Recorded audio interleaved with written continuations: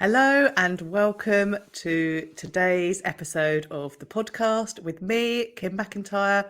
You can find me on Instagram at Kim's Wellness Space.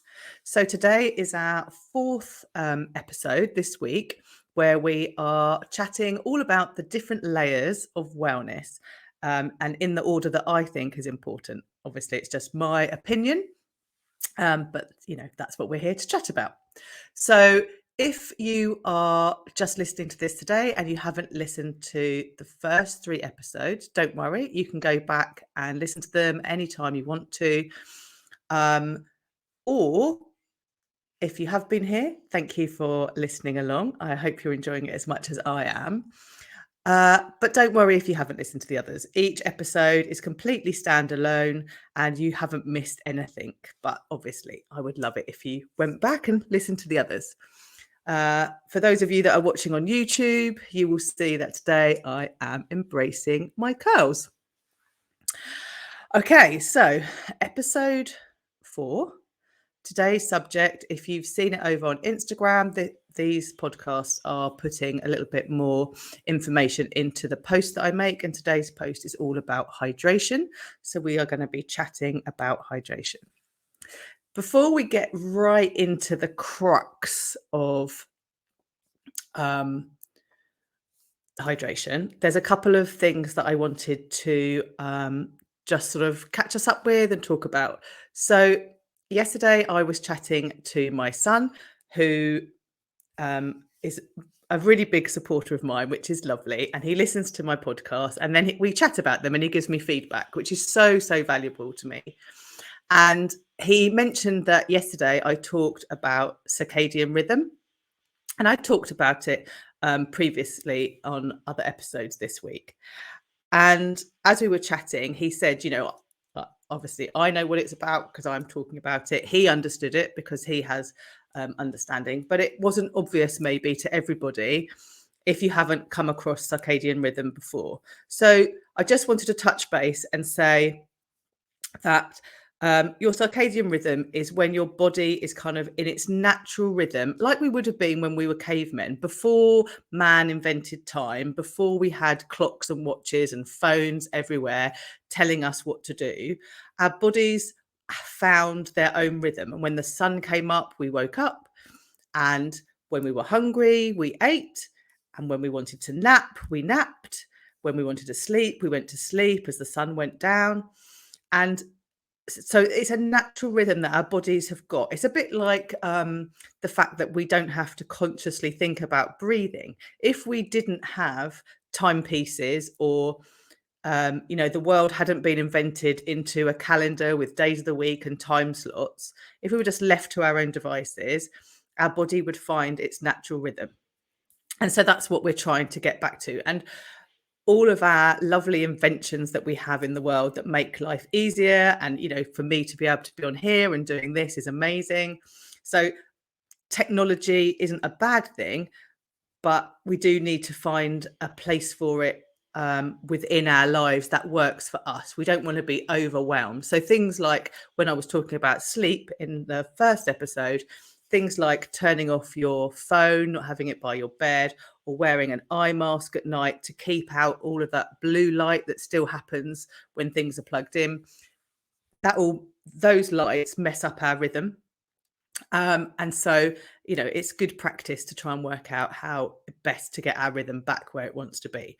We're never going to be back to being cavemen, aren't we? But for our wellness, we can do as much as we can do. And that's what this is all about. Like, never are we going to be perfect because we're human. And so as humans, we can never be perfect. But it's about exploring, trying, and then giving it our best shot to be as best as we can. So I hope that makes sense for those of you that didn't know what I was talking about. It's a really fascinating topic, actually, and the more you learn about it, the more it's like, oh right, okay. So if you want to go read up about it, just Google it. There's so much information. But one of the things that I found was really interesting was about naps, because we all laugh as we get older and say, oh, I need a nana nap, or I've got to have a power nap. And there's a lot of evidence out there to say that naps actually are really good for us. And 40 minutes is like the optimum time. If you go over that, then maybe you'll feel a bit sluggish and it might mess up your sleep later on. But a 40-minute nap in the afternoon is actually really healthy and good for you. If you go back to when we were cavemen and we didn't have this time constraint on us and we didn't have a calendar to necessarily follow, we would have been following the seasons. Actually, what happened was, and there is evidence, I'm not just sort of plucking this out of the sky, but they would, when the sun rose, wake, get on with whatever they needed to do in that day. And then in the afternoon, as the sun went down, they would go to sleep. And this might have been quite early. So, like, for example, in the winter, that it gets dark at 4, doesn't it? So if you were a caveman, it was dark. So your body was in that rhythm. So you would just go to sleep. You wouldn't question it. You wouldn't be saying, oh, it's Friday, I think I'll have a late night tonight because there's something on the telly. It would be, oh, the sun's gone down, we're going to sleep. But then actually there's evidence to suggest that what happened was about 2 o'clock in the morning, everybody got up and then they had eating and drinking and socializing and then they went back to sleep and then they got up with the sun. So, yeah, if you're worried when you wake up at 2 o'clock in the morning, maybe you're just really in rhythm. Maybe you need to get up and have something to eat and have socialize. I don't know, but it's very interesting. And I find all that stuff really fascinating. Anyway, I digress. Today we're talking hydration. I think there's one more thing before I really get into the meat on the bones of this one, is that I think it's fascinating that we have this list of layers. And actually, I think I touched on it yesterday, but if you get your sleep right, if you get your sunlight on you and you're out in nature, if you can get those 3 as a really, really good foundation, then the next 3 are much easier to slot into place. And you will notice as we go through the next 3, which is hydration, movement, and nutrition, that actually they just echo what we already have learned from the first 3. So, you know, it's a continuation, it's a circle. It just, that everything links in, which is, oh, there's a fly. Which is why you can you know, pick the one that you really want to nail and then move on to another. You don't have to do it in anybody else's order. You do it in the order that works for you.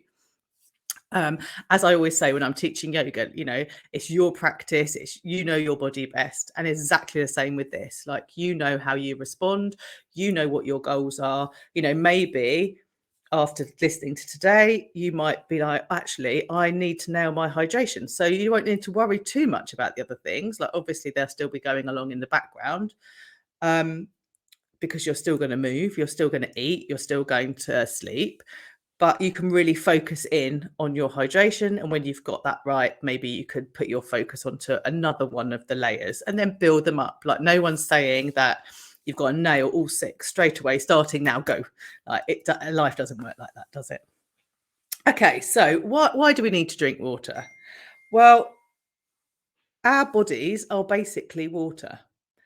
And so we need to have water coming into us to enable us to perform at our best.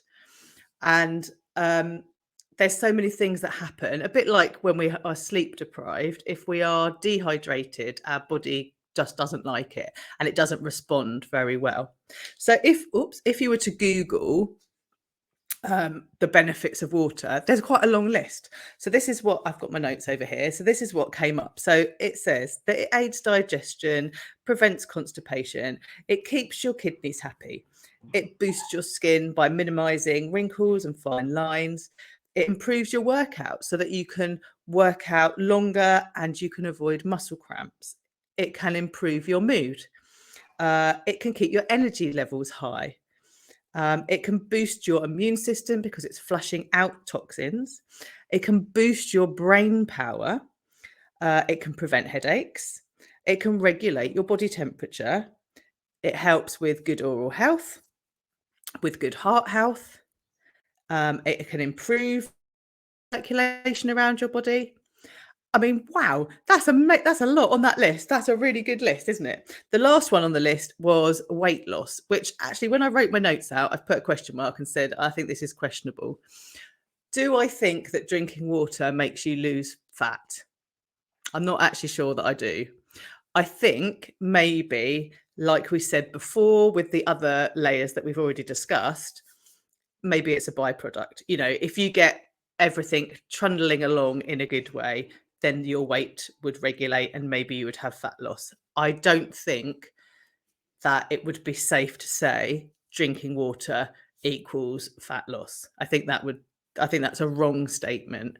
But, you know, like everything, when you Google anything about health, fitness, wellness, pretty much the first thing that comes up is, and it's always weight loss. And actually, what we'll be looking for is fat loss, not weight loss, it's fat loss. And I think it's sad because we know, don't we, that, you know, the whole world is telling us what we should look like, how much we should weigh, what we should be doing, etc., etc., etc. And there's a lot of people that are unhappy with their weight and it affects their whole daily lives. So the fact that every time you Google anything, it says, well, this will make you lose weight, you know, it's preying on people when they're at their weakest, isn't it? So I think that's a shame. And I don't think, like, we know, don't we, that the only thing that produces fat loss is being in a calorie deficit. But we will talk about more about that when we're talking about nutrition. So yeah, so there's a lot there, isn't there? And some of those things are things that we are already achieving. You know, the levels of energy, the flushing the toxins, minimizing our wrinkles um, and our fine lines, you know, boosting our skin. We're already achieving that if we're achieving the sleep and the sunlight and the nature. So we're already winning before we even get to water. So yeah, that's amazing, isn't it? If you are menopausal and you're struggling with fatigue and brain fog, being hydrated really helps. Like, there's lots of things that we can do, but being hydrated is a really good starting place, and it will help. I'm not saying, oh, that's a fly. I'm not saying that it will make it go away entirely, but it definitely will help you. So I guess the next question we have to address is, well, how much water should you drink? It's a bit like, how many steps do I need to walk? You know, everyone goes, oh, it has to be 10,000. 10,000 steps. That was an experiment that was done a long time ago. It was a number that was grasped, and it's been marketed as, you know, this is what you've got to do by all of the people that do the fitness trackers. I mean, it's fabulous marketing and it works, doesn't it? So, you know, good for them. So, how much water should we drink? It's the same sort of question. And generally, the number that is thrown around is you need 2 litres or 8 glasses. That seems to be like a level. But what I would want to add to that is it really depends on, it depends on so many things. It depends on, you know, what your water intake is now. It depends on where you live in the world, because it depends on the temperature of the country that you're living in to whether you need to drink more or not. It depends on what sort of lifestyle you live, whether you're very, very active or whether you have a more sedentary life. So there's lots of different reasonings behind it. What I would say is a good rule of thumb is, if you're someone that drinks some water, maybe try and do the 8 glasses or the 2 litres and see how you feel. If you're someone that doesn't drink any water at all, I mean, gosh, I hope that there's no one out there listening to this that doesn't drink any water. But if you are out there and you don't drink any, and you only drink fizzy drinks, and you only drink sugary squashes, or I don't know, whatever you've got, then I would say, you know, start small. Don't go trying to achieve something that seems unattainable. You know, try with a glass of water in the morning, one at lunch, one in the evening. that's not too bad. Um, I myself personally always start my day with a glass of water with lemon squeezed into it. I like it, works for me. I think it's really important with that, whether you use the lemon or not, it's really important that the first thing that goes into your body should be a glass of water, because just like when you fast with food, you have actually fasted with water as well, because you've obviously been asleep, haven't you? So all the time you've been in bed, you haven't drunk anything. So you wake up not dehydrated, but your body will thank you for filling it with water before you hit the coffee or the cup of tea or the green juice or whatever it is of your choice that you like to do. So again, if you're someone that doesn't drink very much water, maybe that could be your goal for the first couple of weeks is actually I wake up, I have a glass of water, then I get on with whatever it is I want to get on with. Um, it's quite interesting when you talk to people about drinking water. I myself love drinking water and I drink tons. And I do live in a hot country. And when it gets to summer, I drink liters upon liters because, it's hot and I need to. And I'm working out. So I need to be drinking water because I work out. But lots of people say, oh, I can't drink water. It doesn't taste very nice. I don't like it. Doesn't taste of anything. And I guess it's true. Like water doesn't really taste of much, does it? But there are definitely things that we can do to enhance it. So you can put like slices of lemon in it, or maybe you could put a sprig of mint in it.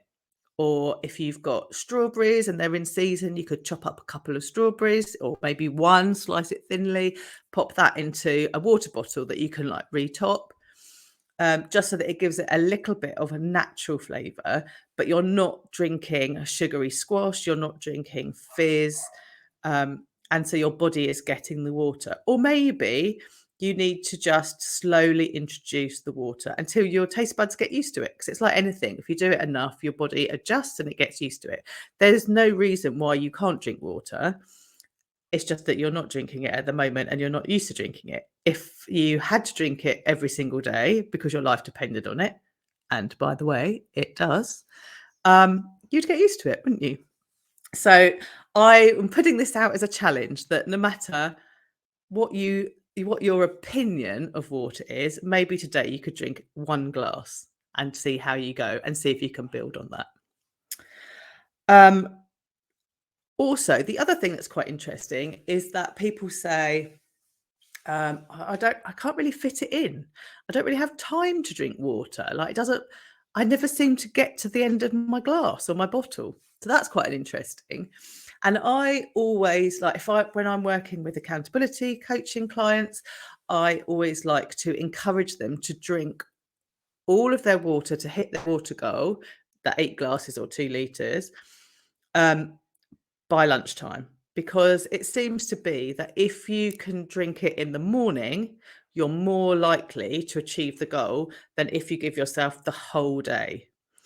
And I see this over and over again where people say, oh, yeah, okay, yeah, I do that. And then I check in with them and say, oh, how's your water go? And they're like, oh, I've only drunk one glass, but I'll drink it this afternoon and this evening. It'll be fine. And then when I check in at bedtime, they're like, no, I didn't get around to drinking it. But if you drink one glass as you get up in the morning, and then, so like for me, I will then work out. So then I'll drink another glass. My glasses are big. So that's already a litre done. After I've had my breakfast and I've done whatever I'm doing, I'll have another glass. And usually by the time I get to 11:30, that's it, I'm done. I've done 2 liters, and anything beyond that is an absolute bonus. It's a really good habit to get into. I've finished my lunch, I'll have a drink of water. I've worked out, I'll have a drink of water. I've got up, I have a drink of water. So your brain and your body will thank you. Your skin will look better. You'll be radiant. People will be saying to you, "Oh my goodness, what have you done with your skin? It's amazing. You've just been drinking water. It comes out the tap. It doesn't have to be anything fancy." So yeah, really good habit to get into. And the only other piece of advice that I can give you for getting in this habit of drinking water, and I don't even know if it's an actual thing, But I heard it a couple of times, I've read it, and I've tried it, and it works for me. So I am just sharing that with you.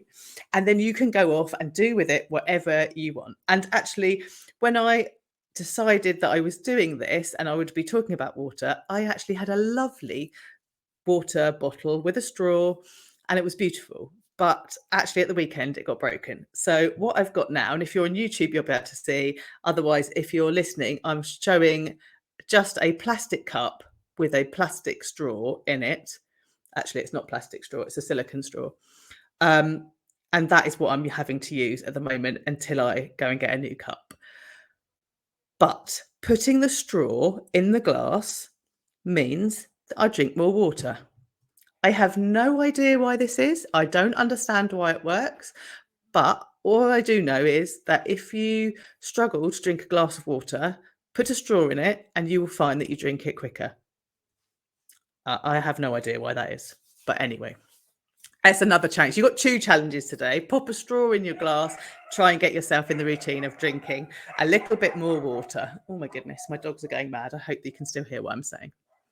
So, yeah, that is us for today. That is hydration, another layer on our wellness to go with our sleep, with the sunlight, and with nature. I really, really hope that you have enjoyed this episode. And I will see you tomorrow when we are chatting all things movement. So, thanks so much, and I will see you soon.